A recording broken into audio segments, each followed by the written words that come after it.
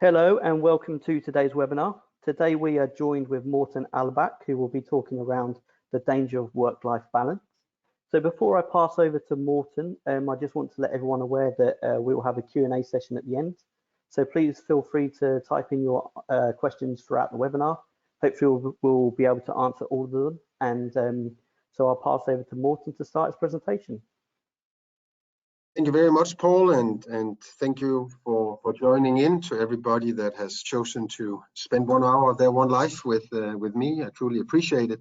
Just to give you a feeling of who I am and what human being I am, I just want to ask you to travel back in time and into my mind when I was a teenager. At that time, I was living in the most northern spot in the Kingdom of Denmark, in a little village with less than 200 inhabitants, very close to the sea and to the forest. And when I was 13 or 14 of age, I reached the conclusion that the village that I was living in simply had to be among the 2 to 3 deepest, darkest, existentialistic assholes a human being could reside in. And therefore I made it into my life ambition at that time to flee from my village as soon as I could, which I then did when I had taken my high school degree and turned 18. There's this little footnote to this story that I, more or less precisely 25 years after I fled with a lot of relief from my little home village, I'm now starting to look for a summer house in the same territory that I fled from. So extremely circular can a human being be, at least me. But I fled to the second largest city in Denmark called Aarhus to study philosophy and history. And accordingly to the experts of the labor market at that time as well as now, I took an education that was giving me eternal unemployment, because who could actually use a philosopher for anything?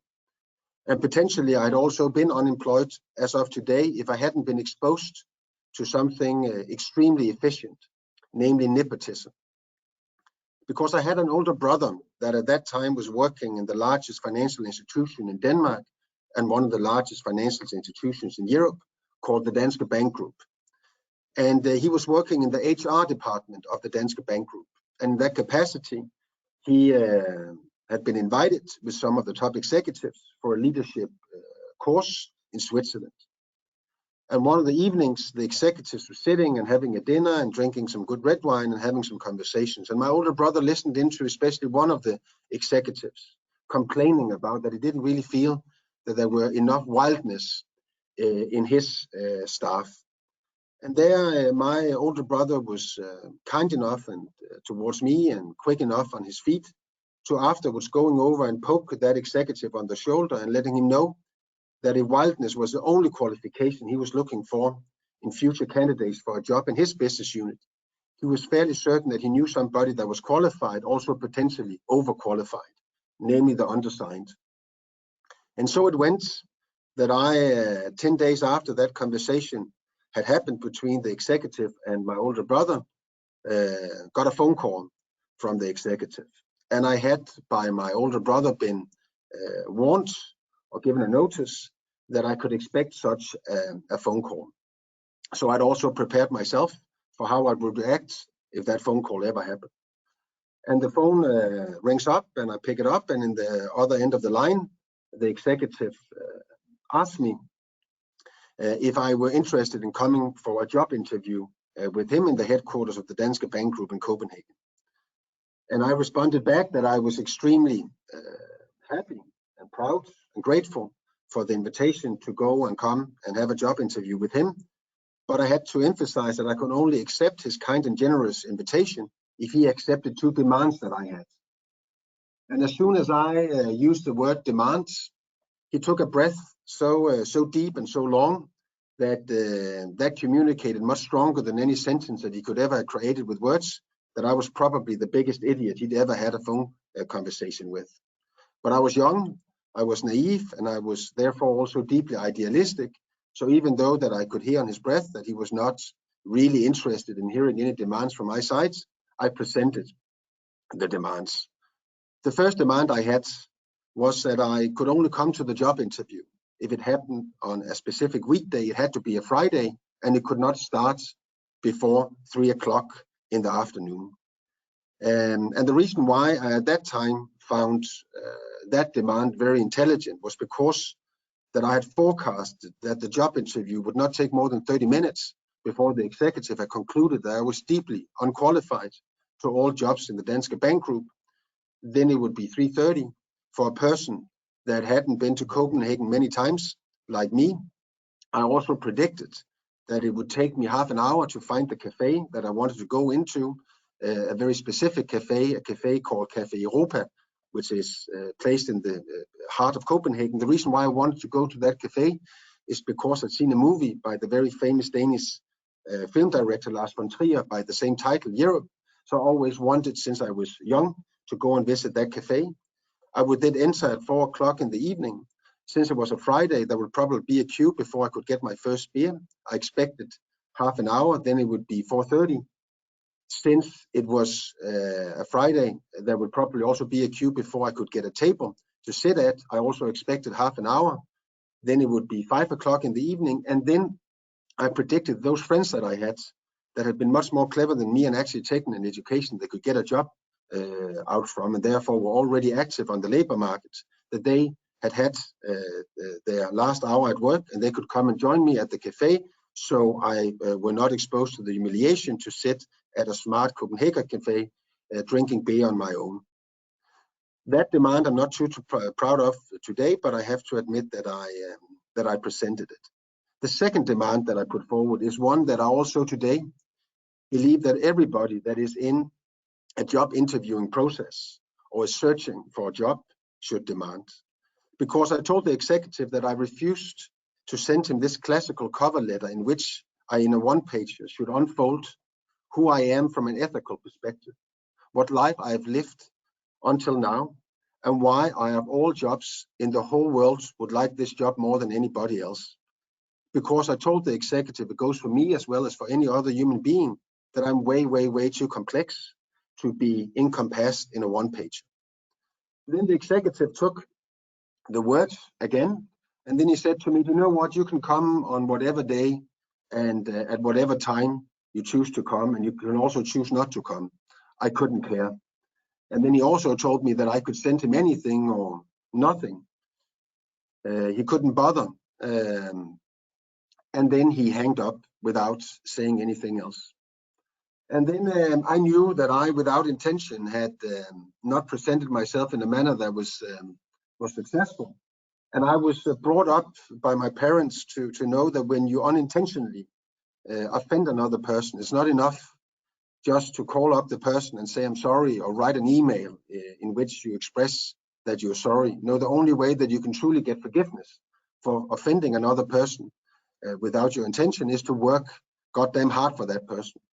So the same nights where I in the morning have had this not even close to a successful conversation with the executive, I sat down and I wrote 10 pages where I described all the ideas that I believed the Danske Bank Group had to implement in the first decade of the 21st century to become the most humane bank in the world.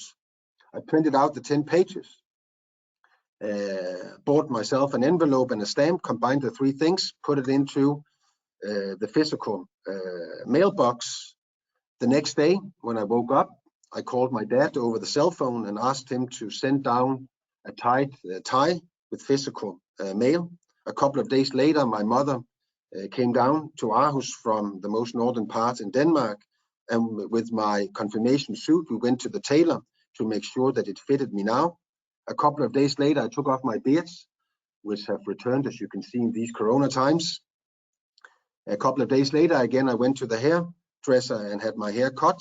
And on a Friday morning, I left by train from Aarhus to Copenhagen, arrived a little before 3 o'clock to the headquarters of the Danske Bank Group, was invited into an office that was larger than the living room I grew up in as a child, were placed at a meeting table that was larger than the dining table that I grew up at. I was offered coffee, and I drank coffee for the first time in my life. It tasted absolutely ridiculously bad, but I consumed it all in one mouthful. And the reason why I consumed it so aggressively in one mouthful was because I wanted to send a clear and strong signal to the executive that I was a person that was firstly an adult and could assimilate with capitalism faster than the speed of light. Then he asked me whether I was sitting well, and I found the question pretty strange, because I was for the first time sitting in a chair designed by the famous Danish designer Wiener, and it was exactly the same chair as Nixon and JFK had been sitting in the first TV transmitted presidential debates. So I returned his question by saying that I was sitting historically well. And then he said to me, before we go into the formal part of the job interview, I just want to tell you that I've read your memo. I've actually read it twice. So I can tell you, young man, that there's not one of the ideas that you present in that memo, not one of the 10 ideas that you present in that memo, that the Danske Bank Group can use for anything in my lifetime. And before I had all had the time to respond, he raised his hand to signal that I should continue to be silent. Then he said, sorry, I wasn't precise enough. And I have the impression that with a guy like you, you need to be very precise.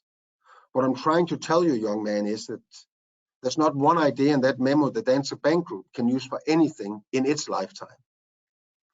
And then I looked at my watch that I wore at that time, and then I could see I was going to have a tough time reaching my target, my KPI, because I defined it as my target, that no matter the cost, I had to stay inside that job interview for at least 30 minutes. Because only if I stayed inside the job interview for at least 30 minutes, I could call up my mom that was educated in one of the banks in Northern Jutland in Denmark, and therefore saw my job interview at the Danske Bank Group as the finest that could ever happen for her middle son. So for me to call her up and not feel that I was lying and saying that the job interview went acceptably well, I had to stay in there for 30 minutes, and then I looked at the watch, and then I could see I had to fight quite hard for the remaining 28 minutes. To make the conversation with the executive, which was a long one, very, very short, he ended by telling me that he had never ever met neither a young or older person that was so aggressively willing to expose his or her own ignorance as I were. And only of that reason, and he emphasized it, only of that reason, he was willing to offer me a job in the Danske Bank Group if I accepted two demands that he had. The first demand was that he was going to give me the lowest salary he, accordingly to Danish law, could give a newly educated academic person. And the second demand was that he, in addition to the low salary, also wanted to give me the most ridiculing title that he could find in the official title hierarchy of the Danske Bank Group. And so it went that I, in the age of 25 years, became a junior marketing consultant in the financial sector without knowing anything about the financial sector, without ever having studied one line of marketing, without knowing an inch about consulting, other human beings, or for that matter, an organization, and with the humiliation of having junior stamped in my forehead, even though that I saw myself as a pretty adult person at that time.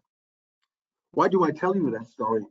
I tell you that story because it firstly, and as also said in my introduction, it hopefully gives you a little periscope into what mind and soul I'm carrying with me. But also because I believe that my story is a proof, an example of one or two things we human beings share. Potentially one of the two only things we human beings with certainty share. The first thing we human beings share with certainty, which my story is not about, is that we're gonna die. We don't talk too much about it, but when we talk about the fact that life has an end and that it's not infinite, it actually gives some direction to how we carry ourselves from the next breath and the rest of the life that is given to us.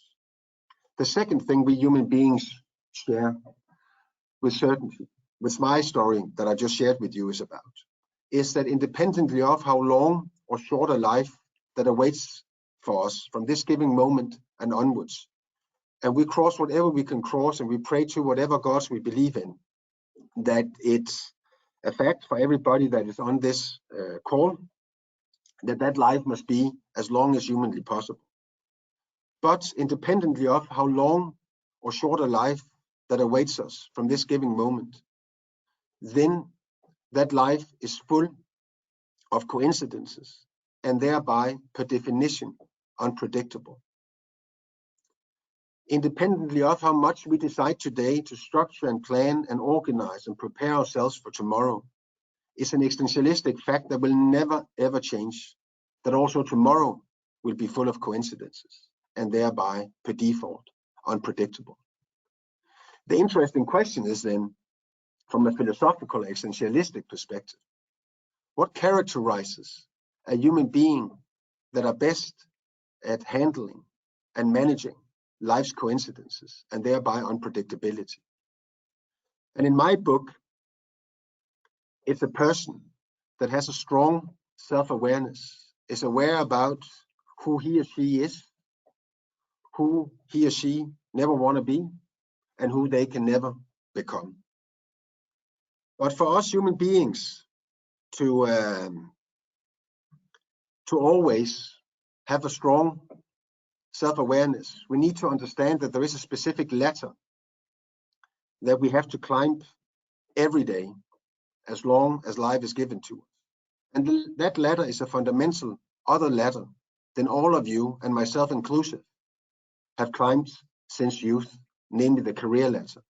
The ladder that I'm talking about is a fundamental different ladder, namely the ladder of self-respect.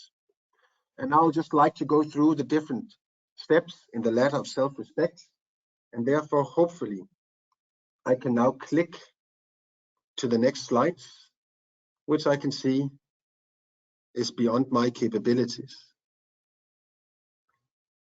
Paul, are you capable of helping me here? Hi, Morten. Yeah, just click the next button on your mouse or on your keyboard. Yeah, that was also what I thought. No. Do you have the next arrow on your keyboard? I do. Oh, here. Now it's working. Perfect. Thank you. You're welcome. Now, here you saw, everyone, the difference between being 24 and 44.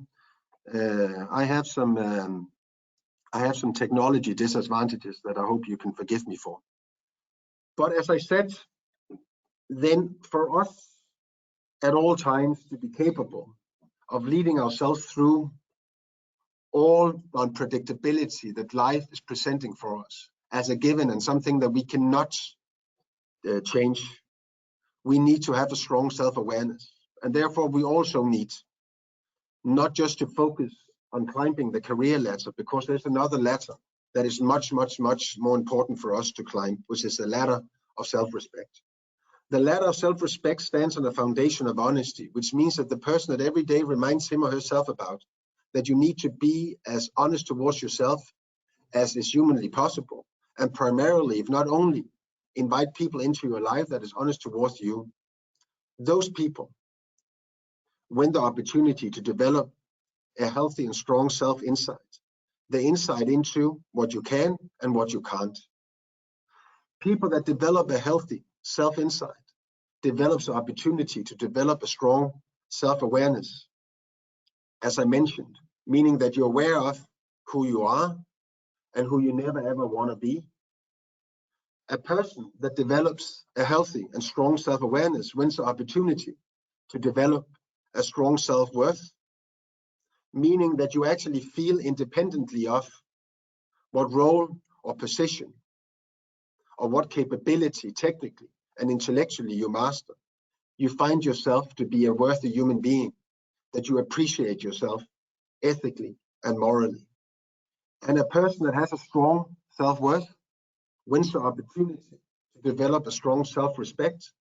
And a person that respects him or herself also has a tendency to meet other people with the same respect that they are treating themselves with, exactly as a person that has no self-respect also has a tendency to show disrespect to other people. Please take notice of that as I went through the different steps in the ladder of self-respect, I did not at any time mention self-confidence, Because if there's one thing that we have totally confused ourselves about, then there's a difference between self-confidence and self-worth. And it's two distinct, different mental and emotional plateaus inside the mind of us human beings.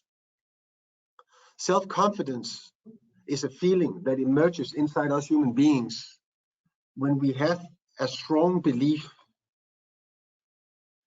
a much stronger belief than the doubt, that we can master the role, the technique, the position that is expected of us tomorrow, as well as average or a little bit better. Then a feeling of confidence emerges inside us. The fact that I've been capable of earlier today to convince myself that I can talk to you guys for an hour, and then it's only half of you that is going to fall into deep and eternal sleep by listening to my voice, simply out of boredom. The fact that I've actually been capable of convincing myself that it will only be half of you that end up in that situation is what have actually made it capable for me to click in, activate my voice, and now start sharing what I have in my heart and on my mind. I'm confident that I can master and fill out my role, that I can master my technique. But we have to remember that confidence is tied to the belief that we can master a position, a technique, a role, a profession, or a position. Self-worth is something fundamentally different. It is, as I said before, independently of whether I'm convinced that I can master the role in this moment that lives up to your expectations, or for that matter to my own. Then I find myself to be a worthy human being, that I think that I'm a fine and good human being, that I live a life in accordance with my ethics and my morality. And it is our self-worth and not our self-confidence that keeps us human beings alive. Let me try to dramatize that a little bit. As long as we have had documentation for the modern human being's existence, let's say approximately 2,500 years before the birth of Christ until now, then every year, without any exception, people that was not only inside their role and profession a little better than average, but were the absolutely best in their lifetime to whatever they did, that chose to take their own life. People that went into the laboratory and made science that in their own lifetime was life-changing for hundreds of millions of people. Politicians that thought out visions for more equal societies than the one that they had entered, that was benefiting millions of people. Artists that went up on stage and created beauty with their voice and their instruments. So tens of thousands of people were paralyzed by the beauty that they could create. Sportsmen that went out on the pitch and played on the highest level, that chose to take their own life. So even though that they had no doubts whatsoever about whether they could fill out their role, master their technique, then they still chose to take their own life. So even though that they had all the confidence that you could imagine, intellectually, professionally, and technically, that did not find their own life worthy enough for them to stay alive. Furthermore, there's also another side of the coin when we talk about self-confidence. Because as well as I do not believe that we should focus the way that we develop ourselves as human beings and the way that we actually develop human culture on self-confidence, but on self-worth and self-respect, of course, we also need not to focus on self-doubt. There needs to be a balance between the two. Because self-confidence is about being aware of what I can or I master. But there's another side of that coin, namely what I can't or I don't master. And there needs to be, when you develop your self-insight, there needs to be a balance. Because if your self-doubt is too strong, it develops into self-denial. And self-denial develops into self-destruction. And those people that are destructing themselves, they end up in loneliness. Exactly as a person that is only focused and always use all his or her energy on emphasizing towards him or herself and the surroundings, what they can and what they master, then self-confidence will translate into self-sufficiency. They will translate into self-glorification. and it will end the same place as it goes with self-doubt, namely loneliness. Another thing we human beings have confused ourselves deeply and seriously about, besides the difference between self-confidence and self-worth, is the difference between satisfaction, happiness, and meaningfulness, which yet again is three distinct, different emotional and mental plateaus inside us human beings. Satisfaction is a feeling that emerges inside us human beings when we have a need and that need is met, meaning that satisfaction and need realization is one and the same. I want an apple, I get an apple, I feel satisfied. I would like to have a salary increase, I get a salary increase, I feel satisfied. I order a cab in London, on Copenhagen, on a rainy day, and it comes at time. I feel satisfied. Need realization and satisfaction is the one and the same. Happiness is something totally different than satisfaction. Happiness is this extraordinary moment in life where life unfolds itself more poetically beautiful, more warm and extraordinarily than normally. But since happiness, per definition, is tied in a moment, then happiness comes and it goes. It's simply, per definition, impossible to be happy 365, 24/7. And those of you that will not accept the fact that happiness is defined by being tied into a moment, you at least need to accept the semantical constraints in the definition of happiness, namely that happiness is when life is extraordinary. And if life is extraordinary every day, then it will just become ordinary. So whether we attack happiness from a semantical or time perspective, it's impossible to be happy 24/7, 365. In addition, it's actually also sometimes fair and healthy to be unsatisfied and unhappy. I order a cab and it doesn't come at all, then it's actually pretty fair that I feel dissatisfied and even call up the cab company and complain about the fact that they did not keep their promises.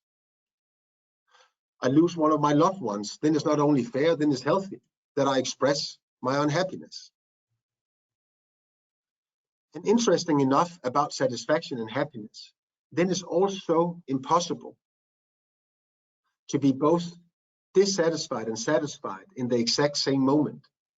You are either in that second or that minute, either satisfied or dissatisfied. And the same goes with happiness. You can't be both unhappy and happy in the same moment. You're either happy or unhappy. And that brings me to meaning and meaningfulness. Because the feeling of meaning is the only thing that we logically and sensibly can strive for having in our lives at all times, 365, 24/7. Because meaning can coexist together with dissatisfaction and unhappiness, which satisfaction and happiness can't. Let me try to exemplify. Try to visualize a middle-aged, 44-year-old Danish philosopher that 11 months ago chose, together with his wife, to get their third child after a pause of 13 years from number 2. They became parents to a little beautiful baby boy, and it's the night between Tuesday and Wednesday this week, and it's 5 at night, and you're sitting with a feeling that half of all sandcorns in Sahara have been capable of traveling from Sahara into your eyes. You're simply so close to fainting of tiredness. And the only thing that makes you stay awake and not fall into eternal sleep is a painful cry from your baby boy that has colic. In that moment, you're nothing but satisfied. Happy is the last feeling that you are capable of accumulating inside your chest. But it's deeply meaningful for you to do what you're doing because you're sitting and taking care of what you love most in your life as a parent namely your child. Let me give you another example on how meaningfulness can coexist with dissatisfaction and unhappiness. When I put my father in the grave 12 years ago on a churchyard in the northern part of Denmark, that day I was nothing but satisfied. The only feeling that with 100% certainty could not be created in the physical distance from my belly button to my chest was happiness. But it was deeply meaningful for me to put him into the grave, because as I did that, I was reminded about all the love that I received, all the privileges that I had been given, and it made me convinced that I had a worthy and hopeful life in front of me. And that's exactly the definition of meaning.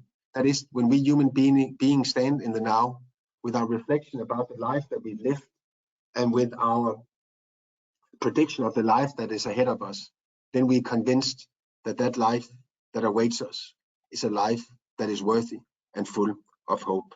Then meaning is created inside our minds.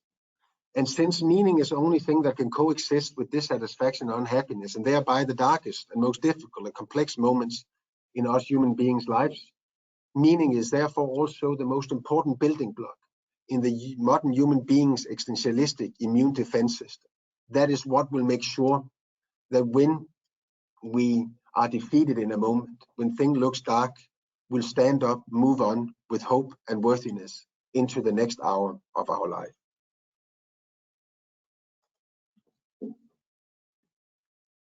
I joined the Danske Bank Group, as I told you, as a junior marketing consultant. And 6 years and 7 promotions later, I had become the senior vice president of idea creation and innovation. But after some very interesting and learningful years in the financial sector, I wanted to experience something different with my life. And therefore, when I was asked whether I could join Vestas Wind Systems, the world's largest manufacturer of wind turbines, as a chief marketing officer, I didn't hesitate, and I said yes immediately. And that became close to 7 years of meaningful work for that beautiful company. Vestas Wind Systems have their North American headquarters in Portland, Oregon. I took the flight from Portland, Oregon to Newark Airport several times monthly, because the US was a strategically very important market for Vestas, so I had to be in North America on a repeated basis. And I took that flight from Portland, Oregon to Newark so many times that there's actually not many of them remember, and potentially only one of those flights I remember into detail. Because on one of the flights I was reading an article about a book that had just been released that year in 2012. It was a book written by an Australian hospice nurse called Bronnie Ware. And as soon as I landed, I went into the bookshop, I bought the book, and then I read it. I simply ate it in no time. And it's one of the most mind-blowing anthropological studies I've ever put my eyes to. And if there's one book that I will encourage everybody to read, and then of course just after read mine, no joking, but then it's is that book. Because what this Australian hospice nurse reveals, or clearly through her anthropological studies indicated, was that we human beings share the same regrets in life, the same 5 regrets in life. Because she had been interviewing the dying patients, people and human beings that knew that the next breath would potentially and probably be their last, about what regrets they had in their life that they knew would disappear from them very soon. And what she documented was that we human beings, independently of whether we're black or white or yellow or red, whether we believe in the one God or the other God or just in ourselves, whether we are highly educated or have no education, whether we are dying in wealth or in debt, whether we're in first marriage or in third marriage, we share the same regrets. We regret that we didn't allow ourselves to be more happy, which actually indicates that happiness is something that we need to take a responsibility on ourselves, meaning that whenever we actually experience something that is extraordinary in our lives, which is a privilege, we need to appreciate it emotionally and embrace it and express it. That we regret that we didn't have the courage to express our feelings. In other words, being more honest. That we hadn't stayed in touch with our friends and our loved ones. That we hadn't had the courage to live the life that we wanted to live, but instead had lived the life that others expected of us. And then there were a fifth regret that simply just hit my solar plexus very, very hard as an executive and as a leader. Namely, we regret that we had worked so hard. We simply regretted that we spent so much time on what we call work. And from that day on, now 8 years ago, I made it into my primary starting point for my leadership, that I want to make sure that those people that work for me directly or indirectly, that the clear majority will never ever look back at that time with regrets, but with a sense of meaning. And there is a clear indication that there is a lot of people that is going to deeply regret all the time that they spent on work when they are laying in the deathbed and reflecting upon whether they actually lived a life with a lot or few regrets. Because we human beings are becoming less and less engaged in our work.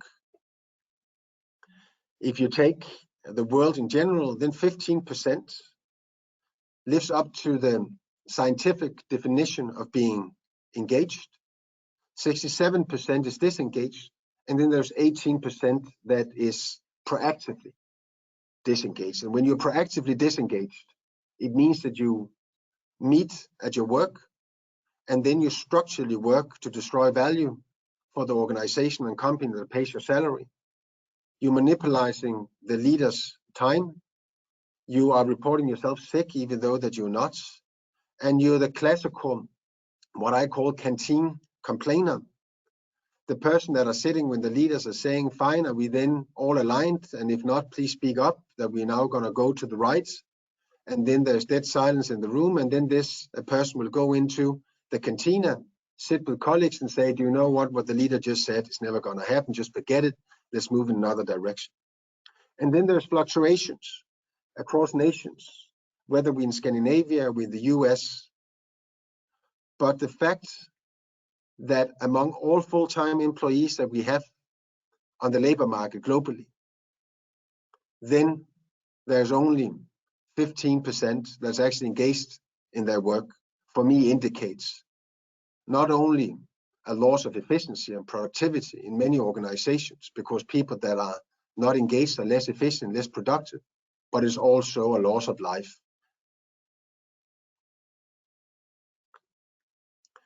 And I think that we need to accept that one of the reasons why people are getting less and less engaged in work is because of how they are led.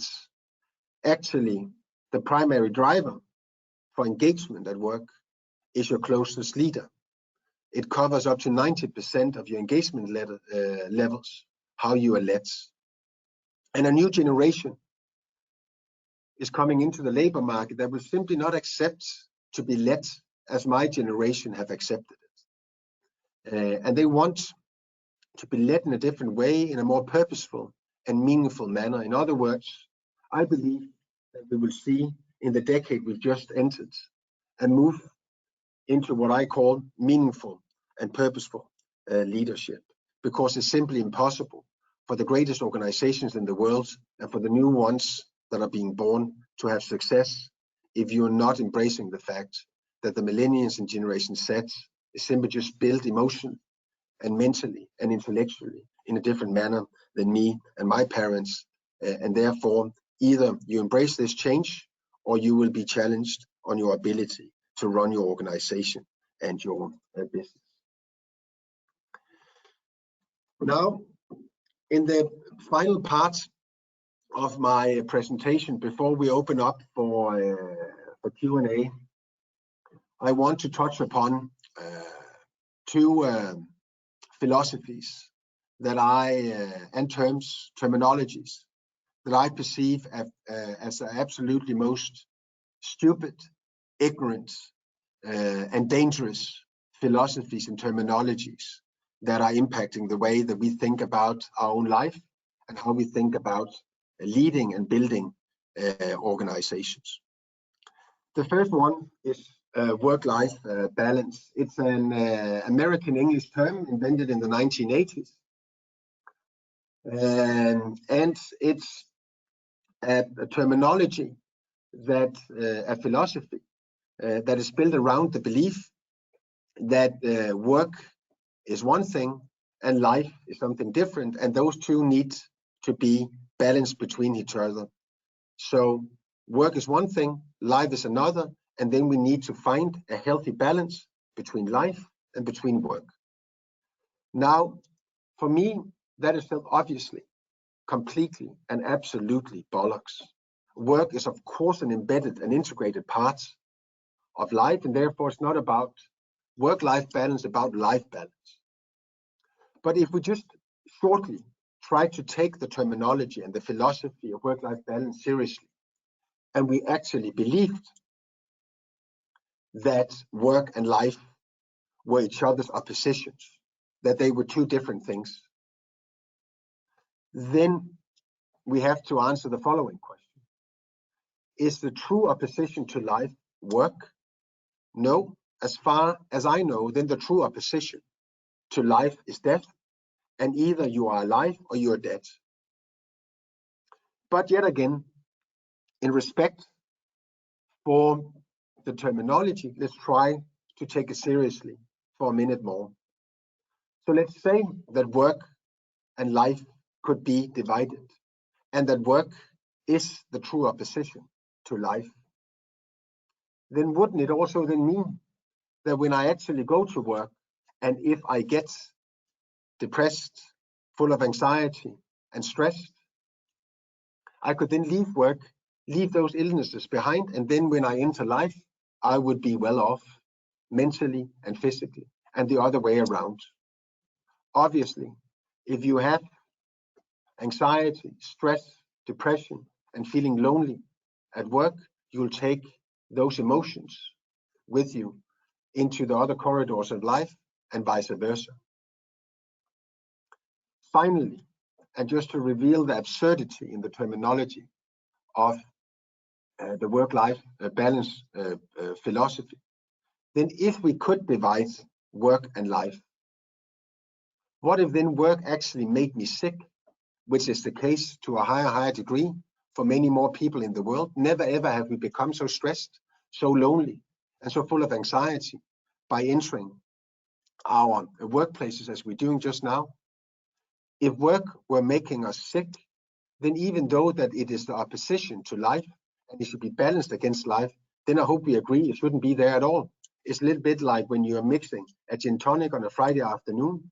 When I'm mixing a gin tonic, I'm not standing and thinking about how much rat poison I'm going to put into it. There shouldn't be any rat poison at all. But the work-life balance terminology have conquered our minds and our way of thinking about our own lives and how we organize work in our own lives to a degree that has also created three semantical manipulations with our minds. And I'll just try, in all humbleness, to make sure that those three semantical manipulation is dismantled inside in every one of you that have given me the gift to listen into what I have to say today. The first semantical manipulation that the work-life balance terminology has created inside our mind is that we started to believe that we can chop up time. We simply believe that we can divide time up. That's the reason why many of us use a language such as work time, spare time, quality time, free time, and so on and so forth. But there was a guy called Newton that back in the 16th century provided a quite convincing proof that time is absolute, it's universal, and is moving. Universal meaning that a minute on Mars and a minute on Earth is one and the same minute. Absolute in the definition that a minute used on love and a minute used on hate is one and the same minute. And moving in the definition that it runs even after we are no longer here. Then I do know that another guy called Einstein came several centuries later with another very, very interesting theory, the theory of relativism. And that is truly a fascinating theory. But here I just have to remind everybody about that if you are not planning on becoming an astronaut, going into a rocket and flying into outer space and dropping yourself into a black hole, then there will still just be time. Then I also do know that Einstein taught us that we could travel with the speed of light. But I hope that if any of us would ever win that privilege, that we could move with the speed of light, it would be difficult for us to enjoy the extraordinary moments in life and thereby have a corridor to happiness. But the fact that we have started to believe that we can cut up and chop up time have created the second semantic manipulation with our minds, namely that we can chop up life, which is the reason why many of us are using a language such as work life, family life, and so on and so forth. But there is just, when we think about it, one connected, complex, beautiful life that we are all searching to find meaning in, despite all the chaos that life also represents. But when we start believing that we can chop up time and chop up life, we come to the third and absolutely most dangerous semantical manipulation with our minds. And that is that we start believing that we can chop up our persona, that we can simply chop up our personality. And that's the reason why many of us articulate the story about ourselves are from using words such as Morten the work person, Morten the family person, and so on and so forth. But when I looked myself in the mirror this morning, very, very early in the bathroom, I yet again had to come to the surprising conclusion that there was only one Morten in that mirror. There wasn't Morten the philosopher, Morten the entrepreneur, Morten the author, as well as when I am going to be buried, there will only be one coffin in the church or in the mosque or in the synagogue. There won't be a coffin for Morten the son, Morten the brother, Morten the philosopher, Morten the author, Morten the business person, Morten the entrepreneur. There'll just be one coffin, and inside that one coffin, my one life will reside, either full of regrets or fewest possible. The last term I just want to touch upon, because it's next after the work-life balance term, the one that is in the strongest opposition to, and I promise you that there isn't a third term, so this will not develop into any hate speech after this. Human resource management. Let's try to put a little bit of history to that term. It's an American management philosophy invented in the mid of the 1950s. It's a management philosophy that puts humans in all types of organizations into a system where all humans in all types of organizations is an asset class alongside real estate, energy, and capital. I repeat, all humans in all organizations should be viewed as an asset class alongside real estate, energy, and capital. In other words, it's a management philosophy that is built out from reducing the human being into an asset class, into a resource that just needs to be utilized. And who actually wants to have a human resource function, an HR function, that is put into place to ensure that all human beings are treated as an asset class with the same value as money, oil, or bricks? And perhaps we shouldn't be too surprised about what I mentioned earlier, namely that never ever in world history documented have human beings become more sick mentally by working as they are today, and in many Western countries, not by working more, because we are actually working less compared with how much we worked in the past. So we are living with the absurdum that we're becoming more and more sick by working less and less in many countries.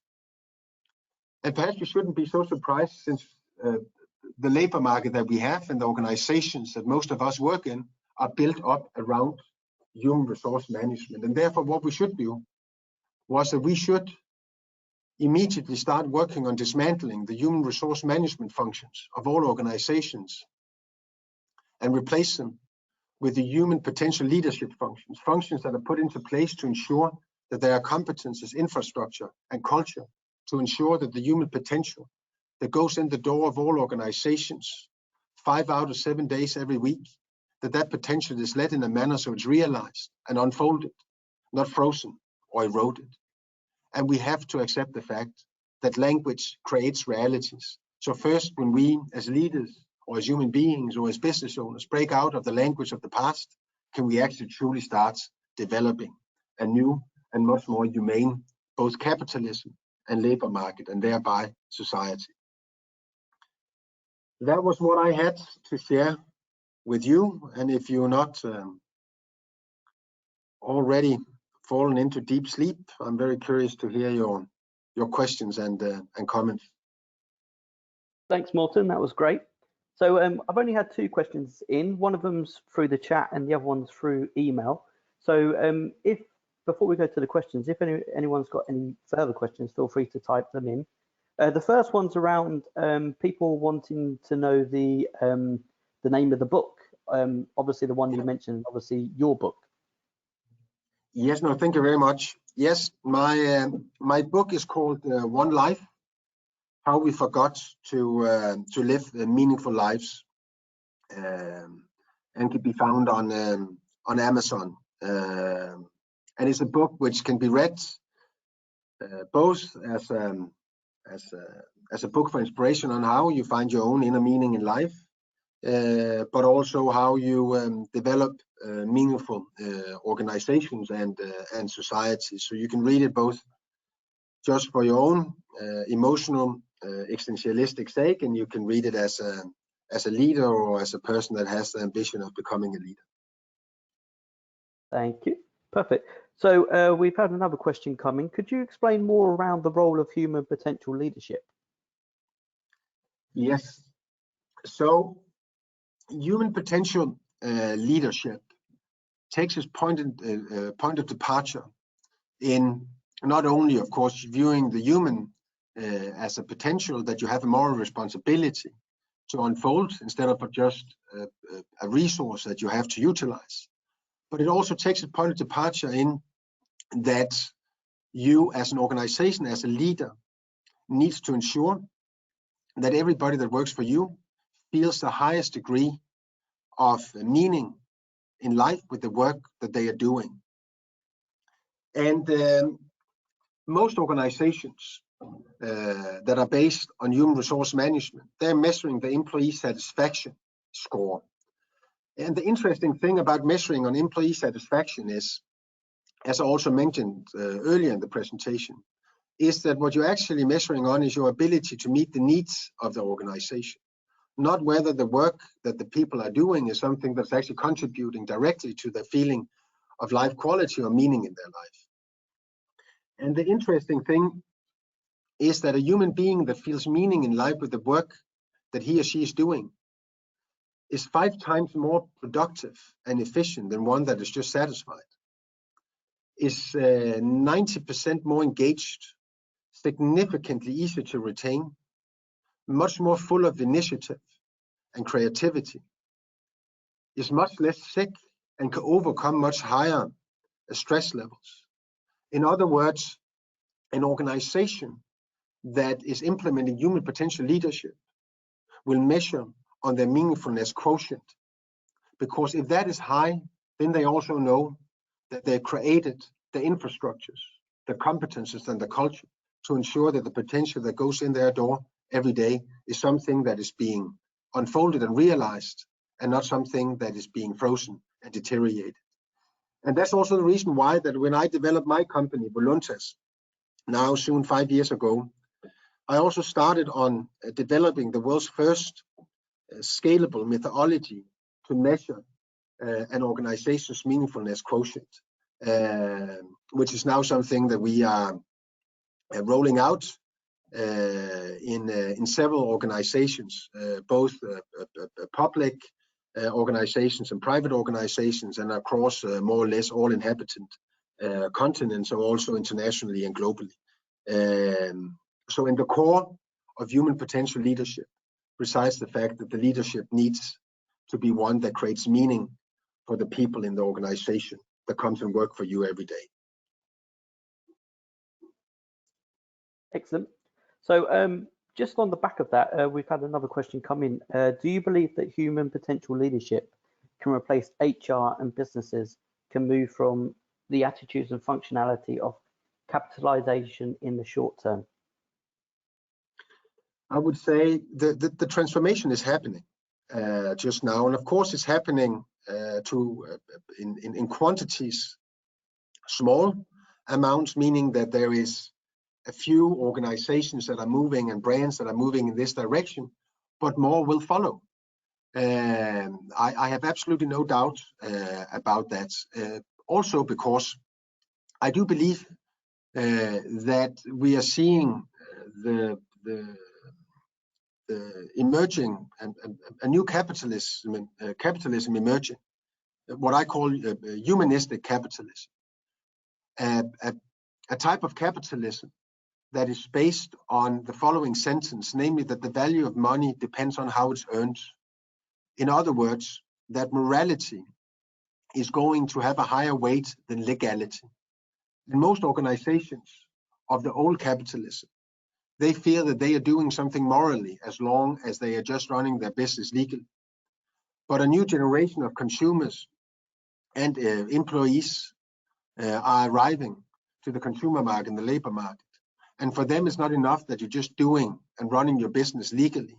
They are also requesting that you're doing it in a morally responsible manner. And let me just use the opportunity to make it clear what the difference is between morality and legality. And I apologize if my example is a little bit aggressive, but it's just to ensure that we all understand the difference. My daughter, I said I had 3 children. I have a daughter which is 17.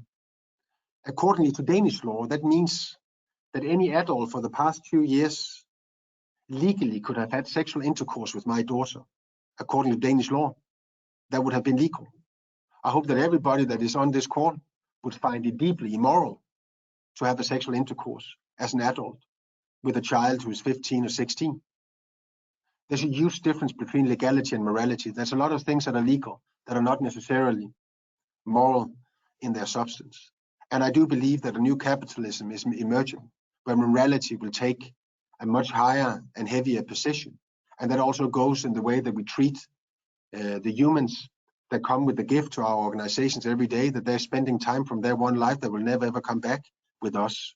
And that leadership therefore goes from being a technical discipline into becoming a discipline of humanity and morality. So yes, I do believe that at least medium term, we'll see a significant shift from human resource management into human potential leadership, because otherwise the businesses will not thrive and will not have the success that their shareholders and the market in the end of the day demands from them.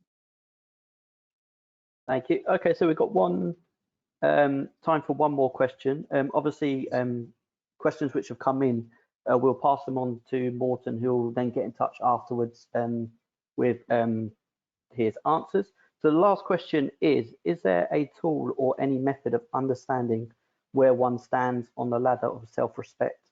How can one learn about this? So if you like, there's 2 ways around it. The one is, of course, that you reach out to me and my company Voluntas, and we have some tools and methodologies for how to do that. But it shouldn't be necessary for anybody to reach out to a consultancy firm to find out whether they're actually moving up the ladder of self-respect. The first question you need to answer is whether that the people that you are surrounding yourself with and spending the most of your time with on a daily, weekly, monthly basis are people that you sincerely believe care for you, and that their love or care for you is one that is carried with honesty, so that the people that you are spending time with, your most precious time and the time that never comes back, that they are honest towards you. If you can answer truly yes to that, then it's all about how you spend that time with them, what conversations it is that you have with them. One of the things that I have been wondering about is how much time, or actually lack of time, we're spending with the people that we love and that are honest towards us on discussing things that are actually truly important and essentialistic. So perhaps it's about changing the conversation into actually talking about how you feel, how they feel about you, what they see when they see you. And then I think as that conversation embarks, that will fuel that you start climbing up the ladder of self-respect. But I have to emphasize, it's a much more complex ladder to climb than the career ladder, but it's a much more rewarding ladder than the career ladder, because it is one that will make sure that you never regret the life that you lived. You can climb the career ladder to the top and into the corner office and the stock option program, and then you can regret how you used your life. But if you succeed in climbing the ladder of self-respect every day, you will not. Hopefully that answer gave a little bit of help and direction. Otherwise, reach out. Thanks, Morten. That was great, and obviously a very insightful presentation today. Just before we leave you, just some important information. Obviously, any questions which have been typed in, they'll get passed over to Morten and his team, who'll be able to get in touch. A recording of this webinar is available from a week from today, so you should receive an email on how to access the recording. So please look out for that. Obviously, we have a lot of webinars taking place over the next few months. Our next one is with Geraint Williams on the 20th of May at 12 till 1. He'll be talking around demystifying personal branding. So please feel free to go to our website if you'd like to join that. And last but not least, obviously, thank you again, Morten. It was great. And I hope everyone enjoyed it. Huge pleasure. Thank you. Thank you. Bye-bye. Bye-bye.